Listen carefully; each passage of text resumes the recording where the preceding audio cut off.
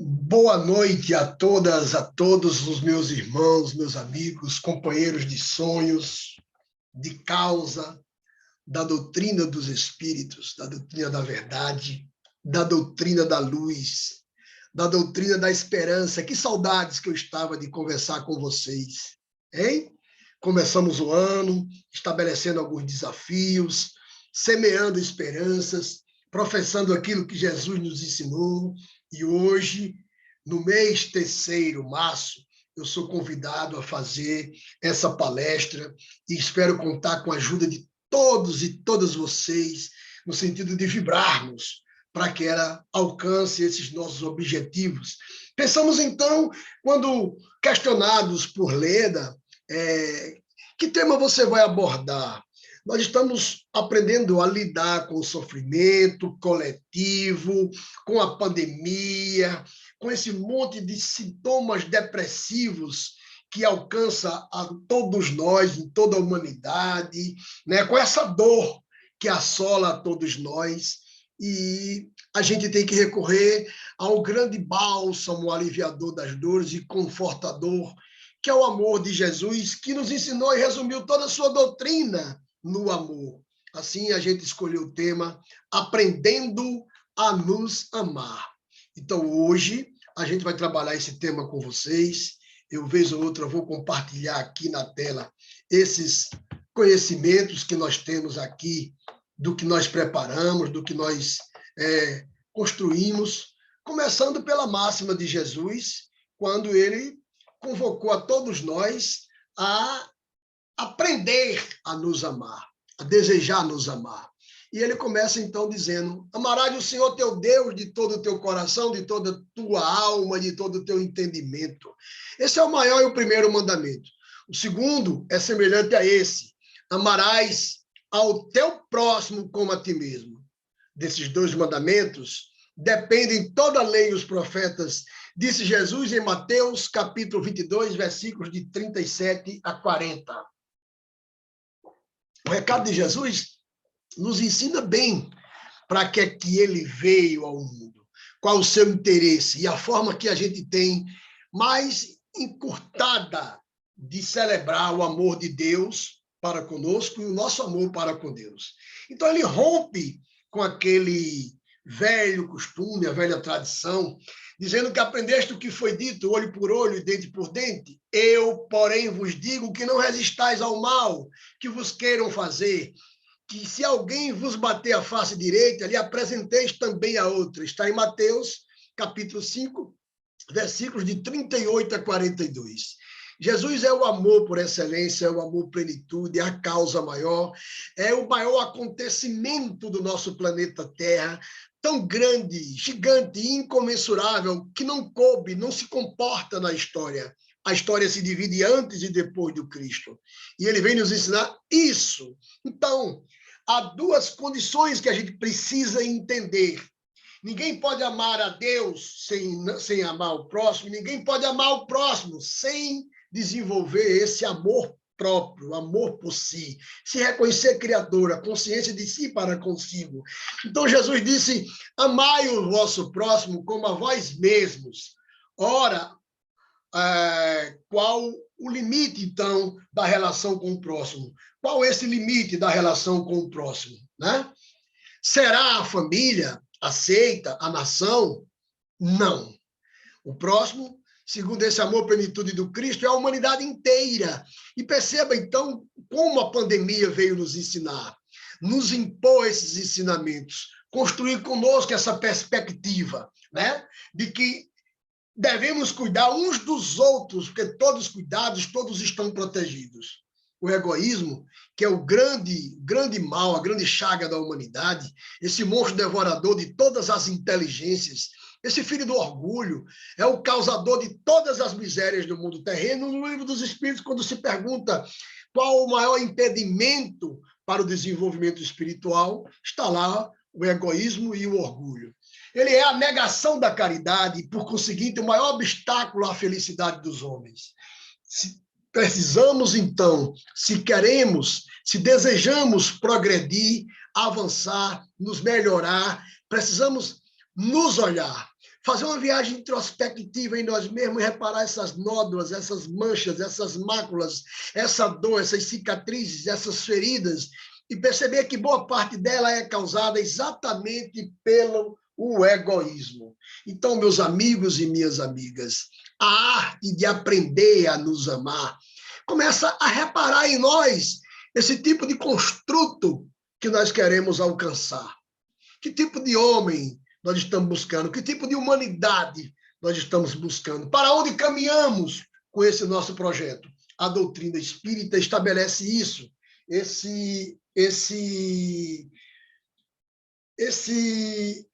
desafio, vamos dizer assim, desafio, que é o desafio de você fazer a reforma íntima, a reforma interior, né? Reconhecer suas imperfeições e melhorar-se. Não há outro caminho que não seja esse caminho, né? E quando a gente se busca em nos melhorar, nós vamos buscar a máxima da doutrina espírita. Nos melhorando, estamos caminhando para a perfeição relativa, aquela anunciada por Jesus Cristo, sede perfeitos como o Senhor, Deus é perfeito, como o Pai é perfeito, buscando uma perfeição relativa. Mas nós espíritas não desejamos a santidade, não buscamos a santidade, pelo menos de forma imediata. O que nós buscamos é o progresso espiritual. E o progresso espiritual significa ser hoje melhor do que ontem. E alcançarmos esse nível de construção de virtudes, um ciclo virtuoso que substitua e suplante o ciclo vicioso, no sentido de fazer em nós o nascimento de uma nova criatura próxima, aparente, do narrado homem de bem, os caracteres do homem de bem, narrado no Evangelho segundo o Espiritismo. E quando isso acontecer, nós estaremos próximos de tanta virtude instalada, construir um potencial que é a máxima da nossa doutrina espírita. Fora da caridade não há salvação, não há transformação. Então, quando a caridade nos alcançar, quando a caridade regular a conduta dos homens, eles, os homens, conformarão seus atos e palavras a esta máxima. A máxima que Jesus nos ensinou. Não façais aos outros o que não quiserdes que vos façam. Quanta dor nós causamos aos outros, quanto sofrimento nós causamos aos outros, quantos desaforos nós dizemos. E às vezes nos orgulhamos de sermos esse tupetudo, valente, disposto, corajoso e até mesmo agressivo. Ah, não bula comigo que você vai ver com quantos paus se faz uma cangaia. Comigo é mais 500, comigo o buraco é mais embaixo. Veja como a gente tem orgulho da narrativa de nossas imperfeições. O apelo aqui é diferente. Ajuda teu semelhante a levantar sua carga, porém não a levá-la. Isso está em Pitágoras, o filósofo matemático grego. E a gente aprende que ajudar o outro a levantar a carga é ensinar para ele como nós estamos suportando e conduzindo a nossa carga. Por isso, meus amigos, o exercício da aprendizagem do amor inicia-se pelo amor a si mesmo e, consequentemente, pelo amor ao próximo. Olha, começa no amor a si próprio, a si mesmo, que não tem nada a ver com egoísmo, com autor ego, e ele vai se encaminhando, se projetando pelo amor ao próximo, chegando ao final, a plenitude do amar a Deus, diz o Espírito Hamed. Aí nós vamos entender as razões pelas quais Jesus estabeleceu o amor como condição para nos transformar. Porque só o amor pode transformar. Só o amor tem esse apelo de chegarmos até Deus. E o amor plenitude começa em nós, amando a nós mesmos, os nossos entes, parentes, amigos, e depois nos esforçando para que isso seja estendido acima de tudo, né? Acima de tudo, cultivar com todo ardor o amor mútuo, porque o amor cobre uma multidão de pecados. Está em Pedro, capítulo 4, versículo 8. Olha que coisa interessante. O amor cobre uma multidão de pecados, né? E aí, esse sentimento de amor, ele não é construído da noite para o dia, não é um ato, não é um rito, não é algo externo, exteriorizado, ele não é algo que está palpável, tangível no plano físico, que você pega, é concreto, é uma construção diuturna, diária, uma construção que acontece em várias existências, mas como nós estamos tratando dessa e nessa, vamos nos ater a ela e dizer que esse é o melhor momento para nos melhorar, essa é a melhor condição que temos para evoluir, esses são os melhores instrumentos, o melhor ambiente, os melhores parceiros, as melhores condições que a escola Planeta Terra me oferece. À medida que nós aprendemos a nos amar, vamos adquirir, então, uma lucidez que nos proporciona identificar nos conflitos um alerta de que estamos indo na direção contrária à nossa maneira de sentir e pensar. Eita, quando eu comecei na doutrina espírita, isso me atormentava, doía em mim. Eu dizia, poxa, por que eu ainda sofro? Por que tenho dor? Por que me deparo ainda com essas situações que eu reprovo? Com essa construção do Gilberto que eu nego, que eu não quero ser, que eu não desejo ser. Quando essa dor, exigindo mudança, conversão, acontecer em sua mente, em seu coração, em sua alma, a sua alma está sendo incendiada, está queimando aquele homem velho. Esse desconforto já é um sinal, já é notório que você está no caminho do progresso espiritual. Toda vez que a gente se depara diante desse conflito que nos causa dor, de coisas que nós fazíamos, das quais nós não desejamos fazer, das coisas que a gente fazia julgar corretas, e hoje nós julgamos erradas, equivocadas, nos condenamos, e essa culpa e essa dor que sentimos no primeiro momento é um sinal mostrando para nós que estamos ainda na imperfeição e precisamos nos melhorar essa imperfeição. Esse é o caminho. Quanto mais aprendemos a nos amar, mais nos desvinculamos de coisas que não nos são mais saudáveis, a saber, pessoas, obrigações, crenças e tudo que possa nos invadir a individualidade e nos prostrar ou nos rebaixar. Meus amigos e minhas amigas, ainda hoje, agora há pouco, eu saí de um grupo no WhatsApp que formam de amigos, de empresas, de colegas, de ideal, de ex-colega de escola, tem grupo para tudo quanto é gosto. Entre eles havia um grupo em que as agressões eram muito recorrentes, muito permanentes, havia muita toxicidade, muitas agressões mútuas, muitas trocas de farpas. E eu olhava e sempre em silêncio, aqui e acolá, colocando alguma coisa, mas depois pensei, o que me agrega? O que me melhora?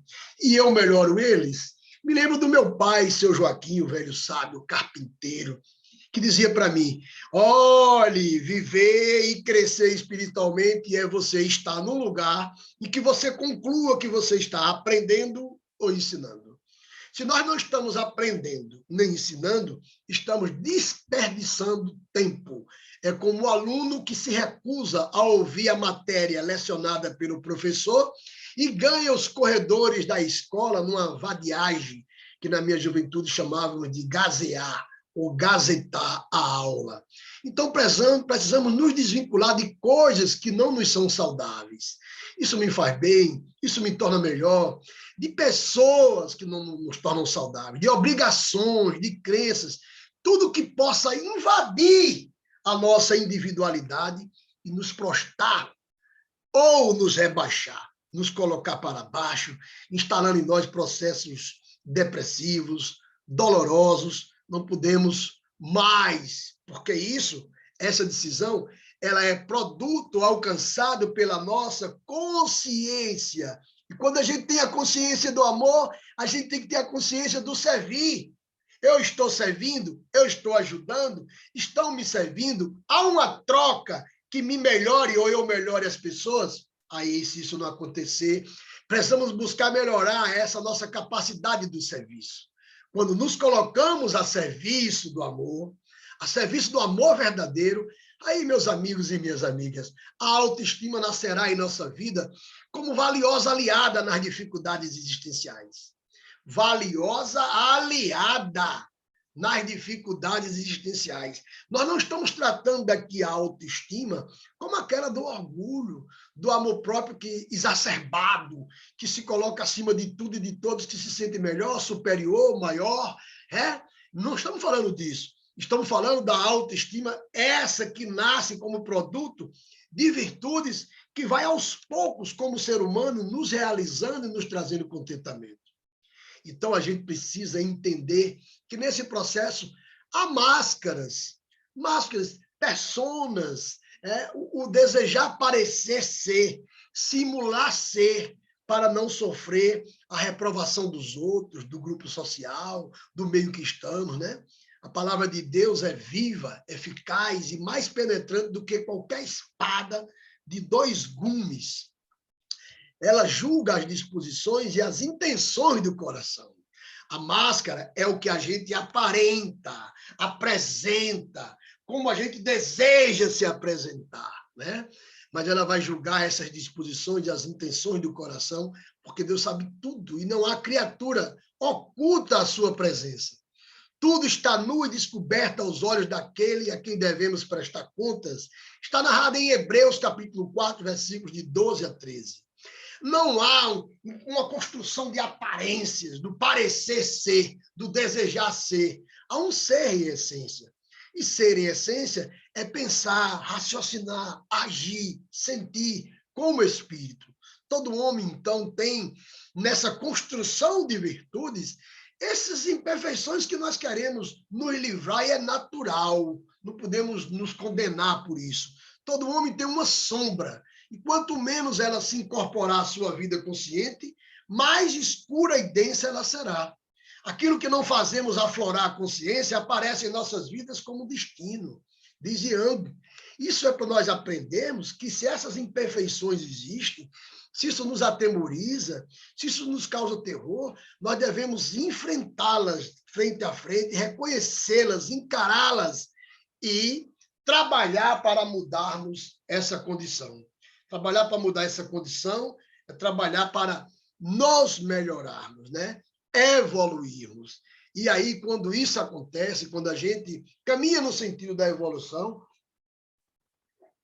com esse compromisso do melhorar e buscar o melhorar coletivo, eita, acontece aquilo que aconteceu com Paulo de Tarso, quando ele disse: já não sou eu quem vivo, é o Cristo que vive em mim. A gente vai destruindo o ciclo dos vícios e construindo virtudes. E quando as virtudes já estão superando os vícios, um novo homem, uma nova mulher, um novo ser, uma nova criatura está nascendo. Agora é hora de ir a campo, de semear e ajudar. Não vos iludais. De Deus não se zomba. O que o homem semear, isso ele colherá. E se a gente entende que o mal que fizermos nós vamos equalizar, também devemos entender que todo bem que fizermos será contabilizado em nosso favor. Quando isso acontecer, meus amigos e minhas amigas, quando há contentamento em produzir o bem, quando há realização em ser melhor, quando há esse estado contínuo, constante, desejado por nós de servir, de construir o serviço, a felicidade, que não é deste mundo, ela vai aparecer de forma relativa, como um subproduto de nossa responsabilidade pelo uso do nosso livre-arbítrio.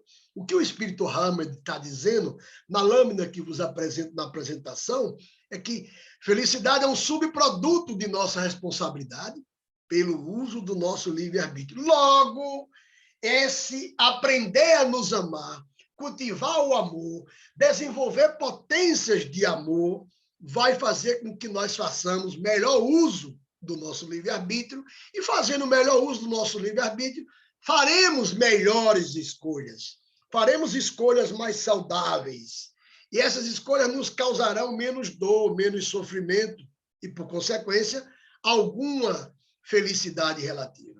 É preciso, então, desenvolver a autorresponsabilidade, que é a conquista de quem reconheceu que ninguém pode fazer a nós feliz. Não é uma tarefa dos outros. Uma vez que a felicidade é um trabalho interior. Felicidade é um trabalho interior. Ela pode ser compartilhada, entretanto, cada um deve conquistá-la por si mesmo. Eu não sou infeliz porque minha mulher me faz infeliz. Você não é infeliz porque o seu marido lhe faz infeliz. Você não é infeliz por causa do seu trabalho, do seu colega, do lugar que você mora, do que você tem, do pouco ou muito que você tem. Não, não, não, não, não, não. Não são os outros. Não é trabalho dos outros fazer a gente feliz. Aliás, é uma promessa que a gente faz nos altares da vida, nas nossas relações conjugais, que é muito pretensiosa. Eu vou lhe fazer feliz, né?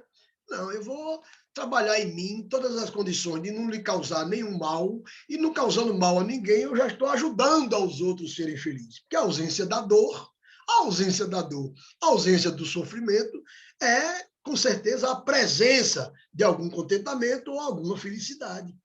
Esse processo ele é construído pela nossa conscientização. Aí já tem um nível de esclarecimento, um nível de entendimento, em que as pessoas elas vão cada vez mais capazes de fazer escolhas melhores, identificar suas imperfeições, lidar com o seu lado sombra, perceber o uso de suas máscaras. Então, a gente vai visualizar melhor isso. Quando não visualizamos os nossos erros, não admitimos que somos nós. Quando a gente não visualiza o nosso erro, a gente não admite que somos nós que produzimos as nossas dores. Quais são as causas das aflições? São de duas vertentes, das vidas anteriores e das causas atuais das aflições. Todas elas, seja nas vidas anteriores ou nas atuais, produto, resultado de nossas escolhas. Quando não percebemos que nosso inimigo reside em nossa casa mental, aqui em nossa cabeça, apontamos os outros como causa de nossos dissabores. Quando não nos permitimos mudança no mundo interior, exigimos mudança no mundo exterior. Olha que interessante. Quando nós não nos permitimos mudança no mundo interior, exigimos mudança no mundo exterior.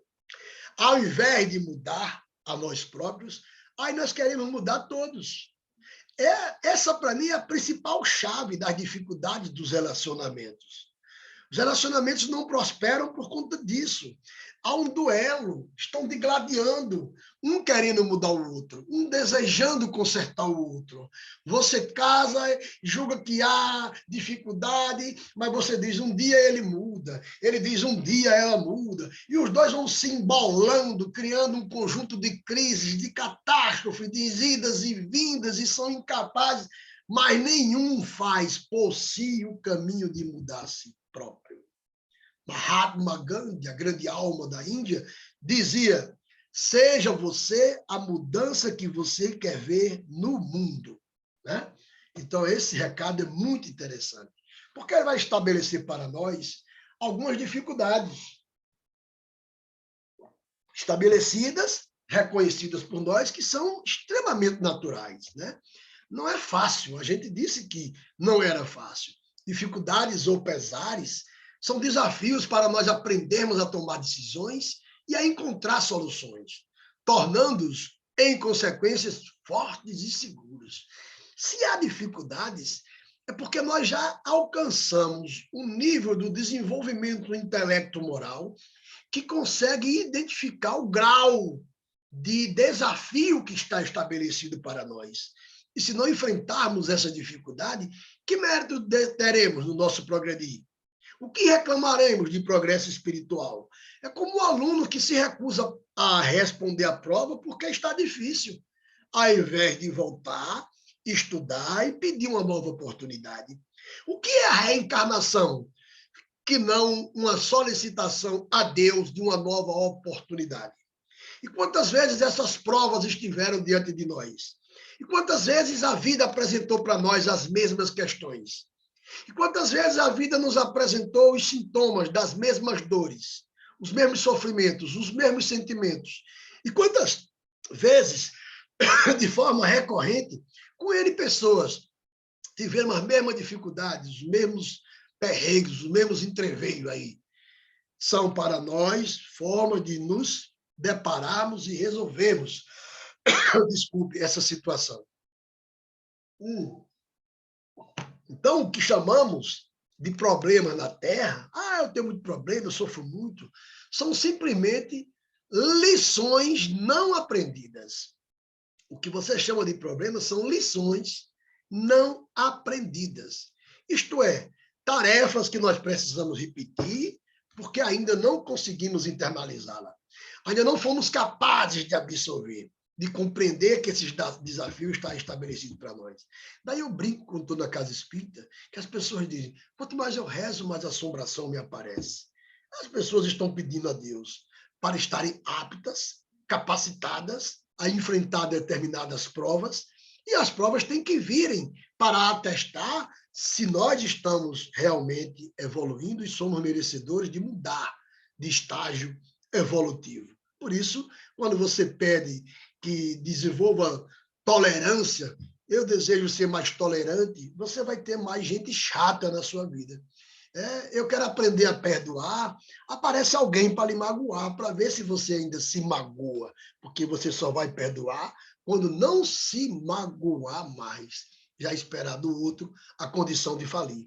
São muitas essas dificuldades, qualquer que seja os fatos ou situações que vivenciamos, são elas recados da vida para o nosso crescimento interior, para o nosso crescimento interior. O mal aparente é o bem revelado, não entendido em função de nossa miopia espiritual. Como interessante isso. O mal aparente é um bem revelado, não entendido em função de nossa miopia espiritual. Às vezes aquilo que você julga ser um mal, um acontecimento triste, é uma curva que a vida faz com você para lhe levar a uma reta de progresso, a um caminho de esperança. Lhe coloca num pântano para exigir de você o uso de sua musculatura e sapiência e depois lhe apresentar um terreno mais firme, mais próspero, onde há mais possibilidade de você fazer novas escolhas e melhores escolhas. Então, se nós sofremos sem tomar consciência das verdadeiras raízes que geram esse tormento, ficaremos presos num ciclo perverso e destrutivo, sofrendo e sempre sofrendo e sempre sofrendo, e a lição se reapresentando, exatamente porque nós não aprendemos, não desejamos aprender, não fizemos esforço para aprender e ficar livre dessa lição. Ao percebermos, então, o porquê de nossas dores, nos sentiremos mais espertos e equilibrados, passando a usufruir a alegria de reconhecer que precisamos mudar nós mesmos. Quando a gente reconhece a nossa dor, quando a gente entende a causa da nossa dor, nós nos sentimos mais despertos, mais equilibrados. Sabemos a razão pela qual sofremos. Sabemos que vivemos num mundo de provas e expiações, que a dor é nossa conterrânea natural, que aqui isso vai acontecer sempre. E a gente vai superar com maior facilidade, ou melhor entendimento, passando a usufruir a alegria de reconhecer que precisamos mudar em nós mesmos e o que nós precisamos mudar. E quando isso acontecer, nós devemos, então, indagar algumas questões. Que mensagem oculta a vida está enviando através da dor? Seria o porquê da dor, né? Por que é que eu sofro? O que é que a vida quer dizer? Por que é que isso acontece muito em minha vida? Por que, meu Deus, sempre acontece isso comigo, né? O que é que a vida está querendo dizer para mim? Quais são os atos ou atitudes que me levam a esses acontecimentos negativos? O que é que eu tenho feito que faz produzir esse tipo de acontecimento? Essa é uma reflexão que nós devemos fazer. O que é que eu tenho feito? Foi o que eu fiz para que isso acontecesse? Causa e efeito. Todo efeito tem uma causa. Como transformar esses fardos em crescimento interior? Como transformar isso que eu reclamo de peso, de dor, de castigo, que eu digo, em termos de crescimento interior? Como é que eu vou superar tudo isso? Esse é o desafio para nós, nessa tratativa de aprender a nos amar. A sabedoria perfeita não nos cobra nem nos pune.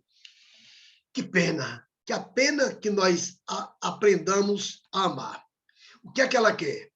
Que nos cobra nem nos pune e que apenas nós aprendamos a nos amar. Deus não nos cobra nem nos pune. Ele quer que nós aprendamos a nos amar, porque se a gente aprender a nos amar, esses sinais estão presentes, nós vamos perceber e vamos debelá-los em função do nosso desejo de ser melhor. E há alguns sinais de alerta, sintomas emocionais que nos complicam a existência e que nós percebemos. Vamos ver, então, na agitação mental, que traz a incapacidade de relaxar, de silenciar interiormente. É uma tempestade na mente de vários pensamentos, de fluxos, de variantes que nos tomam de assalto e que não nos fazem perceber o que somos. Perdemos a consciência de nós próprios. Estamos alheios a nós mesmos. Há um conjunto de coisas acontecendo, sobretudo agora nesse tempo de novas tecnologias, de revolução cibernética, de meios digitais, de tanta informação, de tanta comunicação, de tanta coisa, né? Há uma incapacidade de relaxar e silenciar interiormente, né? A paz interior.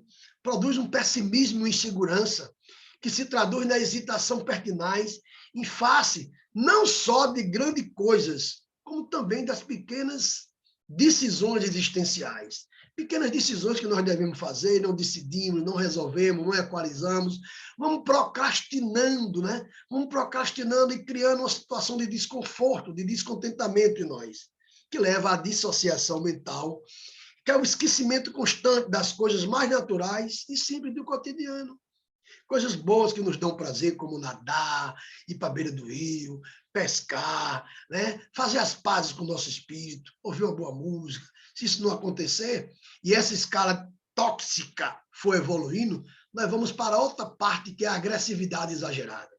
A agressividade exagerada é aquela pessoa constantemente aborrecida, com irritação contínua, toda hora está irritada e sempre bota a culpa nos outros. Olha, não me atormente, não me chateie, é todo mundo em cima de mim, só procuram a mim, só querem a mim, meu Deus, eu não aguento mais, né?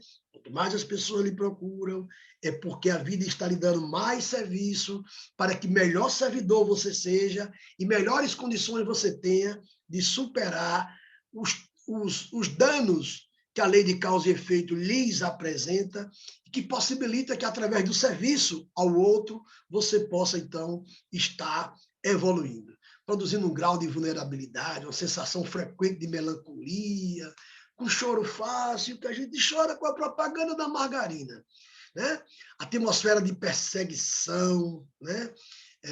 Perseguição com Tomás mesmo, aquela de estão me perseguindo, né? Há um clima de conspiração contra mim.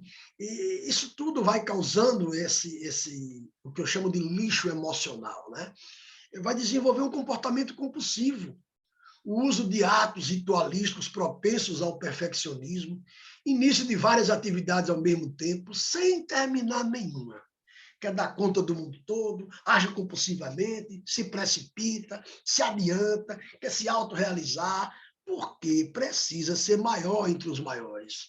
E isso vai produzir depois, no final, uma falta de motivação.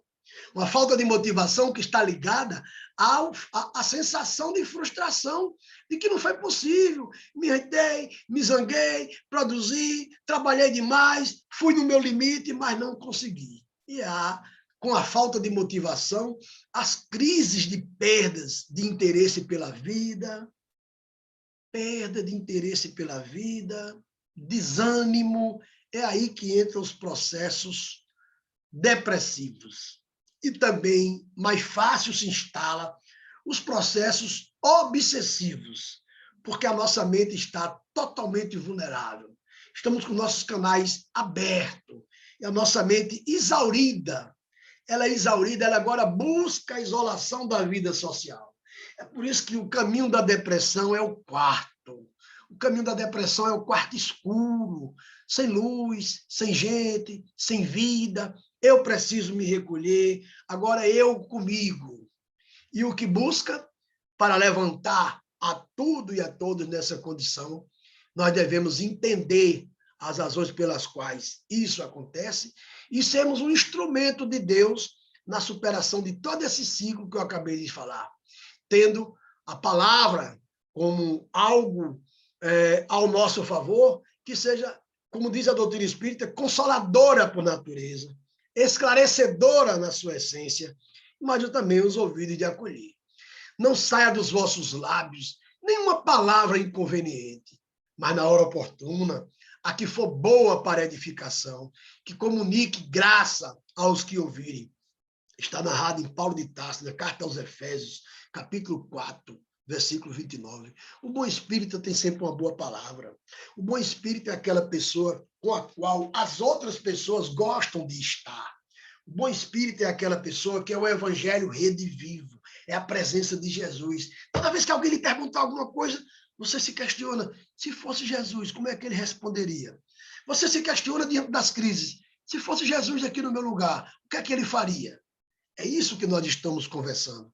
Isso leva, do ponto de vista da perspectiva espiritual, ao amadurecimento, que alguns chamam de maturidade, mas que eu vou chamar aqui de desenvolvimento da serenidade. O que estamos vivendo hoje é produto de nossas escolhas, decisões, e, portanto, ele é responsabilidade só nossa, nós temos que ter essa consciência. Ninguém deposita em braços frágeis objetos pesados. Analogamente, semelhante, a vida, a divina providência, não nos apresenta um problema que não tenhamos a capacidade de resolver, como um professor não coloca uma prova para o menino do 2º ano que é aplicada ao menino do 6º ano. Isso não acontece. E Deus sabe que tudo que nos ocorre está diretamente proporcional ao nosso estágio evolutivo. Por isso, vamos parar de reclamar. Pare de reclamar, porque nasceste no lar que precisavas, vestiste o corpo físico que merecias, mora no melhor lugar que Deus poderia proporcionar, de acordo com o teu adiantamento, possui recursos financeiros coerentes com as tuas necessidades, nem mais, nem menos. O seu trabalho é o que elegeste espontaneamente para a sua realização, foi você que escolheu. Seus parentes e amigos são almas que atraístes com tuas próprias afinidades. Portanto, seu destino está constantemente sob seu controle. É você que escolhe, recolhe, elege, atrai, busca, expulsa, modifica tudo aquilo que te rodeia a existência, né? Esse sentimento de justiça existente no coração consiste no respeito aos nossos direitos e no respeito ao direito de cada um. E o que é esse direito de cada um na hora de exercer esse auto-amor para projetar o amor no outro? Vejamos alguns direitos naturais do ser humano para nós entendermos. O direito de mudar de opinião e de renovar-se. Você tem o direito de mudar de opinião. Não há dogmas, né? Não seja dogmático. O direito de cuidar de si, sem se sentir culpado. Às vezes, a gente precisa cuidar dos outros e cuidamos tanto dos outros que nos auto-abandonamos. Os sãos não precisam de médicos, disse Jesus. Mas os sãos são médicos para aqueles que precisam de nós. É preciso estar bem.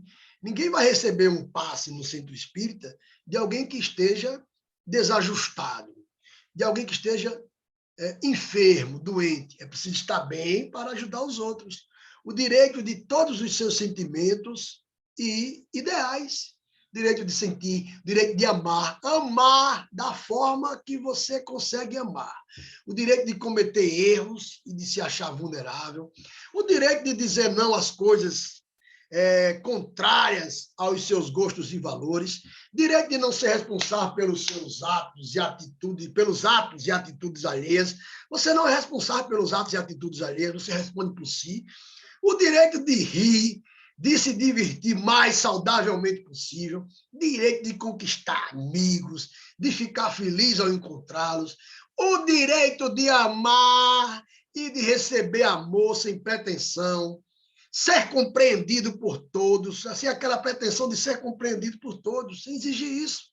Então, meus amigos e minhas amigas, meus caríssimos, como diz João lá no capítulo 3, versículo 21 a 22, se o nosso coração não nos acusa, temos confiança diante de Deus e tudo que lhe pedimos, receberemos dele. Essa é, hoje, a palavra que nós queremos, desejamos passar para todos vocês, rogando a nosso Senhor Jesus Cristo que a gente encontre meios, formas de nos melhorarmos cada vez mais, de evoluirmos, de avançarmos, de construirmos esse caminho natural, um caminho em que a fé, a perseverança, os desafios, todos eles estejam para nós como um elemento principal em nossa vida. Assim, nós vamos caminhando para o encerramento da nossa conversa de hoje, que foi boa. Eu estava tentando aqui tirar o compartilhamento da tela, acho que algumas pessoas perceberam, e desejando a todos que a gente caminhe cada vez mais para esse encontro conosco mesmo, que vai promover o alto amor, o alto sentir e o ser melhor. Ser hoje melhor do que fomos ontem. Ser amanhã melhor do que fomos hoje. E nos amar. Que Deus, Pai Todo-Poderoso, conhecedor de nossas necessidades e imperfeições, seja por nós, hoje, agora e todo sempre. Um grande abraço a todos que compõem o Centro Espírita João Moreira Rego, a toda essa comunidade virtual que nos acompanham no nosso canal do Centro Espírita João Moreira Rego pela internet. Um grande abraço, recebam minha solidariedade, meus afetos, o meu amor e os votos de que breve estejamos todos juntos. Beijo no coração de todos.